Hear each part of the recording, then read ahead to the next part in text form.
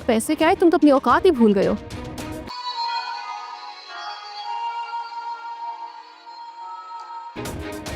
Thank you so much. क्या सोच रहे हैं? जब यही बातें मैं तुम्हारे बारे में सोचता था, तुम्हारे भाई का घर नहीं? और आज देखो तुमने खुद ही कह दिया। वाह, यहाँ कैसे हंसियों के फवारे फूट रहे हैं ना। रोहान मुझ पर रोब जमाएगा ना, उसकी वो माँ मेरे किसी भी काम में मुदाखलत करेगी। और अब्रेश, वो मेरे लिए स्वट्टे सट्टे की शादी में सबसे बड़ा फायदा। मेरी बेटी जो चली गई इस घर से, बस आप यूँ समझिए कि नाजो ने ससुराल में कदम रखने से पहले ही ससुरालियों की डोरें हाथ में ले ली है।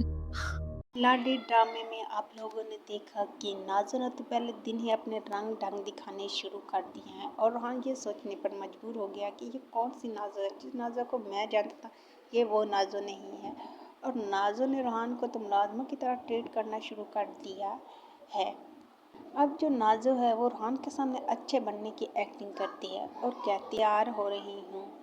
हम सबसे पहले आंटी के पास जाएंगे और उससे भी कहेंगे तैयार हो जाओ। वो हमारे साथ नाश्ते के लिए हमारे घर जाएगी। नाज़ो तो जानती है कि वो हमारे साथ नहीं चलेगी क्योंकि उसने तो उससे वादा लिया हुआ है कि वो हमारे और रोहान के दरमियान नहीं आएगी। तो सादिया उन्हें इनकार कर देगी साथ जाने के लिए और ये बहाना करेगी कि अब्रिश की बारात के लिए तैयारी करनी है।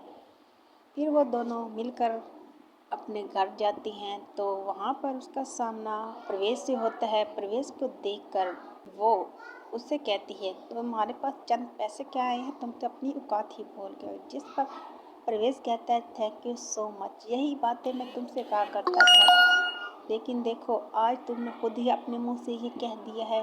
रोहान खड़ा ये सारी बातें सुन रहा होता है। नाज़ो जब घर पहुंचती है तो उसकी माँ उससे पूछती है बेटा तुम अपने घर में खुश तो हो ना, रोहान ने तुम्हें कुछ कहा तो नहीं भी। जिस पर नाज़ो कहती है अम्मी बस अब ये सोचें कि मैंने ससुराल में जाने से पहले ही ससुराल वालों की डोरियां अपने हाथ में ले ली है और अब्रिश तो सट्टे सट्टे की शादी के लिए मेरे लिए सबसे बड़ा फ़ायदा है।